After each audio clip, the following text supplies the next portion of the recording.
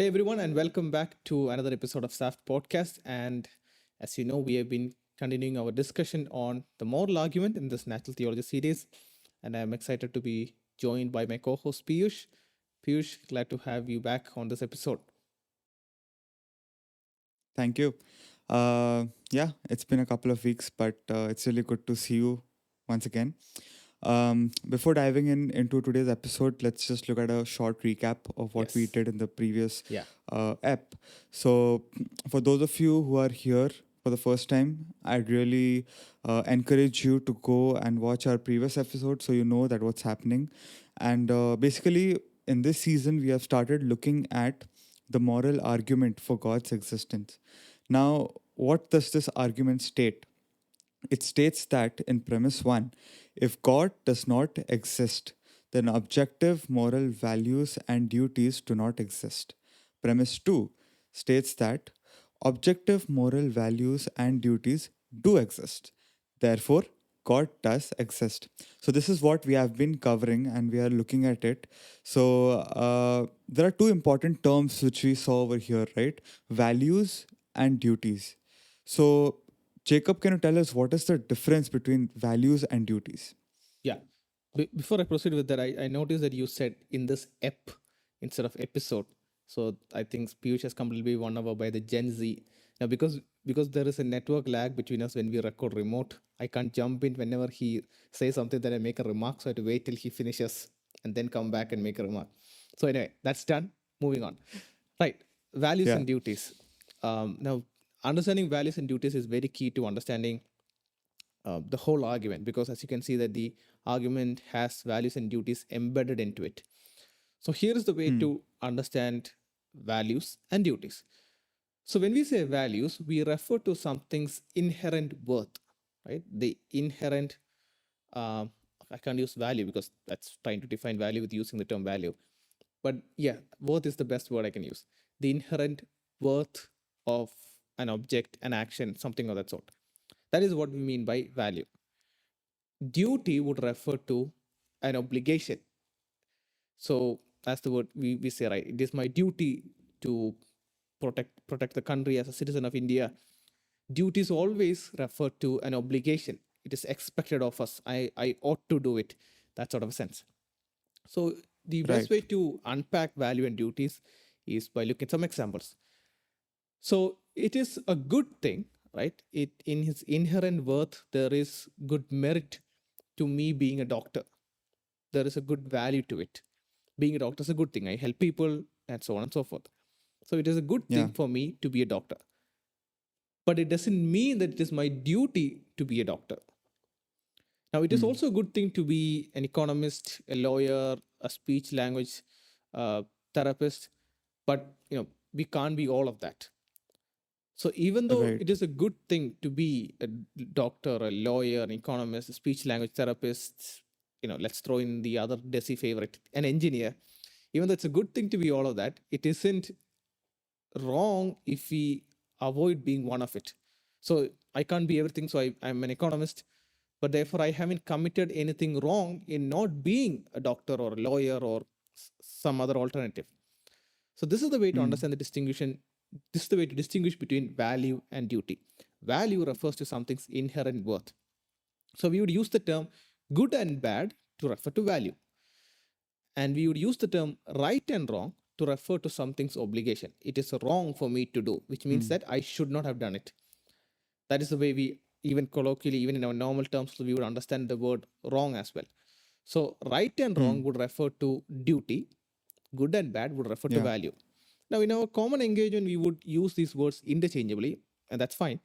But in engaging with the moral argument, what we are to the distinction we are making is between value, good and bad, and duty, right and wrong. So, value is about something's inherent worth, duty is about an obligatory aspect to it as well. Should I have done it? Must I do it? Do I ought to do it? All of that. Value tells me about whether that thing is inherently good or bad. Now, there will be situations in our life where we are confronted with nothing but bad choices. All of the choices are inherently bad, but the situation demands that you make a choice. So there in those instances, we can say that you haven't done anything wrong per se, because you just had bad choices. There was no good choice to pick from. You just had three choices, and all three of them were really bad choices. But you had Mm. to make a choice, and so therefore you picked one. So in those circumstances, understanding the distinction between value and duty would help us to navigate those scenarios much better. But anyway, we are focusing more on the relevance of value and Right. duty in the moral argument aspect. Yeah. I mean, when you were mentioning about this, like I could really relate because when we, like for myself, as I've moved into the corporate field right now, so I can see that there are certain situations when we have to take choices. We are working under Mm-hmm. different authorities. Yeah. We know that those choices are bad, but we have to take one of them. Mm. So I think it's really common these days, and a lot of us face such situations. So, when we were talking about this, Jacob, was this the case in Sophie's choice? Yeah. So I don't know where I first read about Sophie's choice, like where I read the whole scenario of Sophie's choice. I don't know Mm-hmm. where it comes up, but Sophie's choice is a scenario where a mother has two children, and I think it's in the Holocaust Nazi Germany's setting, where they are going to murder both of her children, two young infants.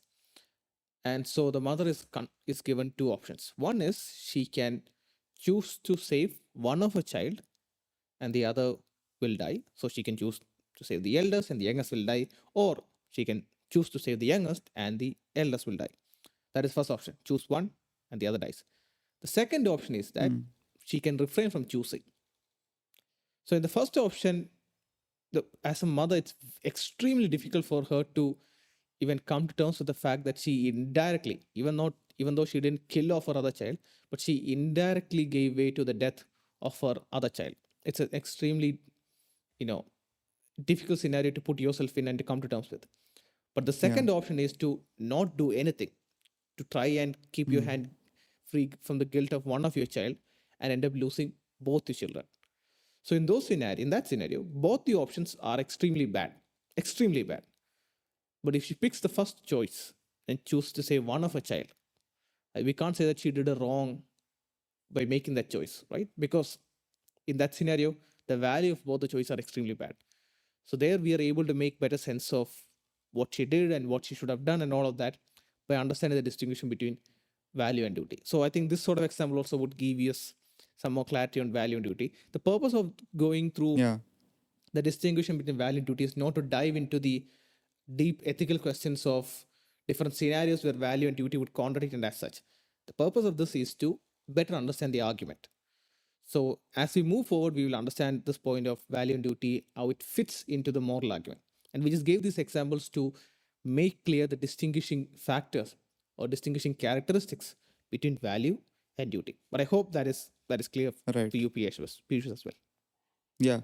Yeah. I mean, uh, these examples which we looked at, and definitely from Sophie's choice as well, it's pretty much clear now what is the distinction between values and duties. But okay, when we're talking about the moral argument, we mentioned that objective values and duties, Hmm. right? So what does this objective stand for? Does it fall under the same bucket as subjective, or is there some big distinction? What is it? Right. So you're right in the sense that objective and subjective would fall in the same category, in the same basket, if I may. Hmm. But they're also different. It is sort of like, well, India and Bangladesh would fall under the same basket in that they're both nation states, democratically elected governments, and so on and so forth. But they're also Yeah. very different from each other. So, in the same sense, Hmm. objective and subjective would fall under the same category. So, it is values and duties on one side, and then objective and subjective on the other side. So, you don't say objective versus values, you say objective versus subjective. Now, there is another set as well, which is absolute versus relative. Now, we won't be getting into that because that is not relevant to the discussion. So, maybe if at the end of the episode, if there is time, I can just maybe gloss over what we mean by um, absolute morality and relative morality and so on and so forth. Okay. So, coming to the Hmm. point, objective and subjective are opposite each other. They fall in the same basket. Now, Piyush, before I explain objective versus subjective, what do you think objective morality or subjective morality could potentially mean, and then maybe I will explore it further. Okay. Um, so if we break down the words, uh, so subjective comes from subject, right? Right, yes. So what like as far as I can understand is subjective, it revolves around the subject itself. And for example, you are like, for example, me myself, I'm in a certain situation, and I know what is right in that situation, in subject to that situation. So according to that, I will decide whether this is subjectively, I mean, the choice which I make in that situation, that is going to be subjective. But then objective, I feel it is the one which is universally true, right? Which stands in all cases, and which is actually in reality it is true. Did I Right. Yeah, you say the you right thing? started Yeah. off you started off quite well when you said that subjective is centered around the subject. But then again, what happened was you mixed up the objective versus subjective with the absolute versus relative part, and that's fine. That's a mistake that I made when I Okay. was initially learning as well. So I think it makes sense for me to distinguish between these four, because when I learned initially Yeah. also, I thought relative was equivalent to subjective and absolute was equivalent to objective. So in the objective versus subjective, um, let's say, juxtaposition, in that basket, the key focus is on me, the subject, right? So an example would be the preference for ice cream. So I prefer vanilla, and I think Piyush, I think you prefer what? Butterscotch? No, you prefer chocolate, right? Yes. Chocolate. Yeah. So I prefer vanilla, you prefer chocolate.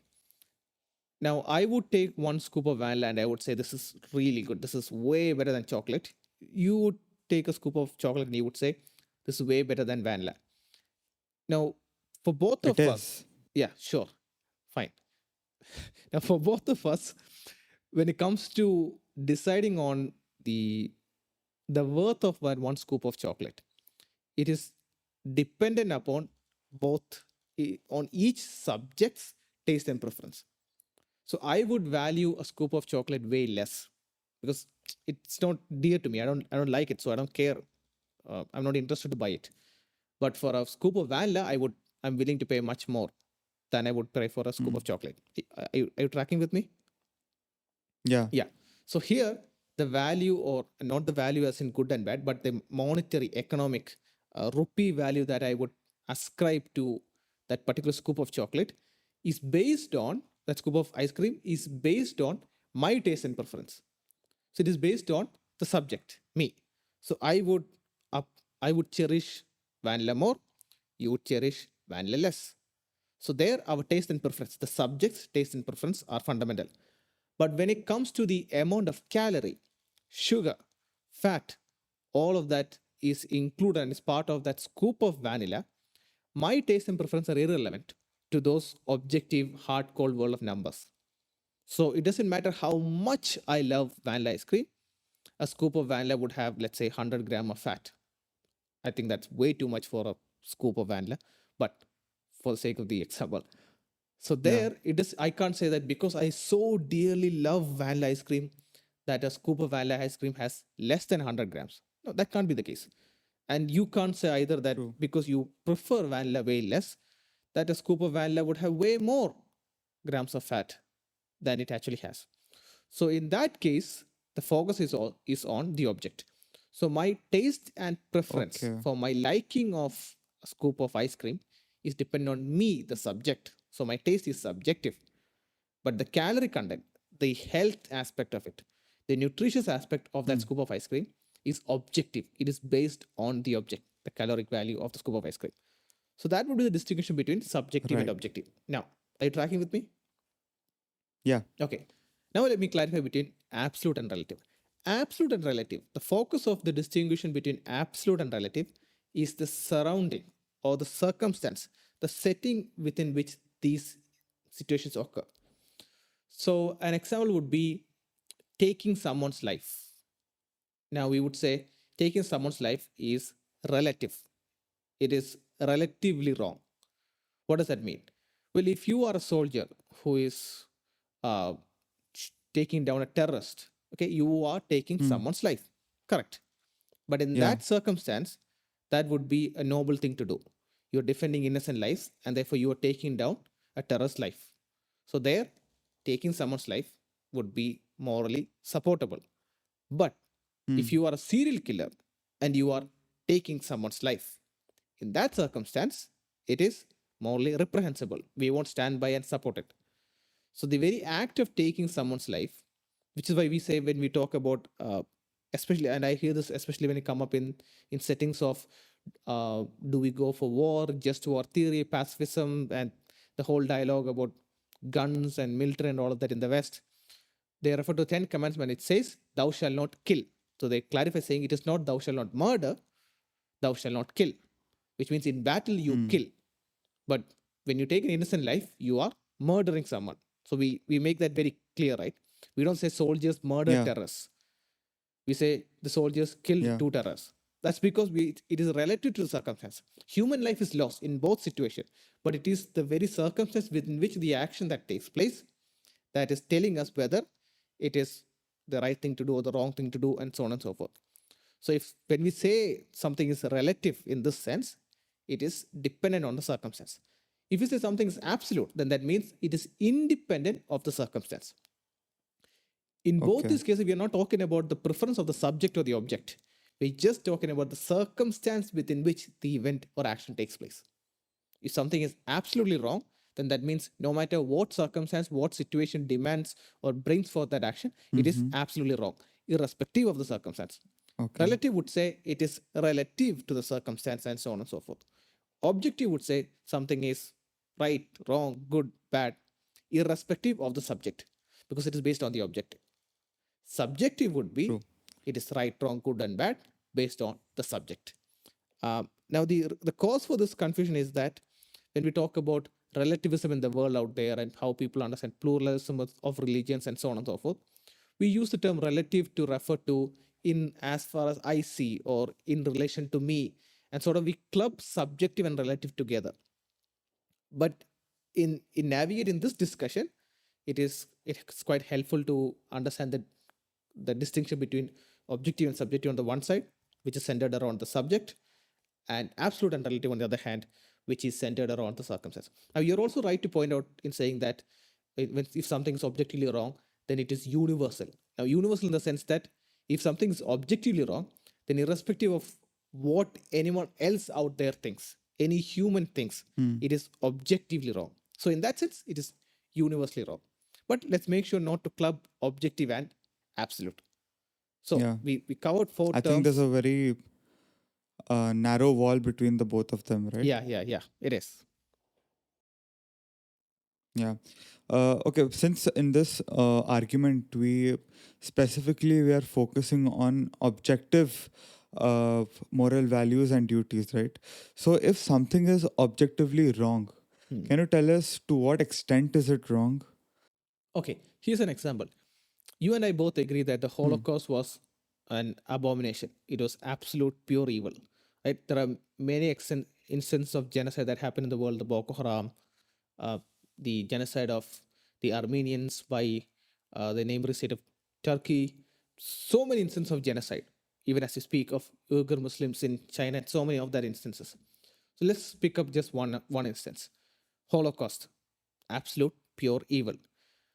Now, when we say, if you and I stand up and say the Holocaust is objectively wrong, what that means is that we believe, when we say Holocaust is objectively wrong, we believe that even if the Nazis were victorious in World War II and brainwashed everyone living on the face of the planet of the earth to say that the Holocaust was right, it would still be wrong. Or it's only Hmm. Nazis who are living on the planet of the earth. They killed off all the non-Nazis and everyone. So it is just Nazi Aryan race surviving on the planet of the earth. And they're all pro-Nazis, neo-Nazis, all of that. Even if that is the case, the Holocaust would still be wrong. If you and I believe that the Holocaust is objectively wrong. But if I say that the Holocaust is subjectively wrong, then if the Nazis take over the world and they brainwash everyone, then the Holocaust becomes right. It is not really wrong. So when we hold that, whether you and I hold that or not, or if humanity says that the Holocaust is objectively wrong, if you ask a person, do you think the Holocaust is really wrong? What they're saying is that yes, it is wrong, even if every single person on the planet of the earth says it is right. Even still, then it is really objectively independent of what any human says wrong. So that is the extent of what we mean by something is objectively wrong or right or good or bad. Okay. Um, yeah, I think that's pretty much clear. And with that, we've come to towards the end of the podcast. So in the upcoming episodes, we'll be looking at how objective moral values and duties fare under theism and atheism. And before closing, I would like to cite a quote which was cited in Louis Wolpert's Six Impossible Things Before Breakfast. Uh, so here it goes. There is at bottom no design, no purpose, no evil, no good, nothing but pointless indifference. We are machines for propagating DNA. It is every living object's sole reason for being. This was said by Richard Yeah, Dawkins. that's a Wow, that's a very gloomy that picture. really, Yeah, I know. Yeah, I mean, when I read this for the first time, it really blew me off. But we'll talk more about it in the upcoming episodes. I really encourage all of you to go ahead and follow us on social media so that you stay updated to what's happening at SAFT. And you can even sign up for our monthly newsletters so that you can get monthly updates of what's happening here. And there are some more important details which you'll find in the description, like if you want to be a part of our team, if you want to if you have been gifted with the talent of graphic designing or video editing, you can definitely reach out to us at Ankit Naik at saftapologetics.com, and it's we'll Ankit get back to you. Ankit at saftaprojects.com. Yeah, right. Ankit at saftapologetics.com. Sorry. That's the drawback of having multiple email IDs at different domains. Okay. So that's all from our side today. And we'll see you in the next episode. Till then, stay safe and take care.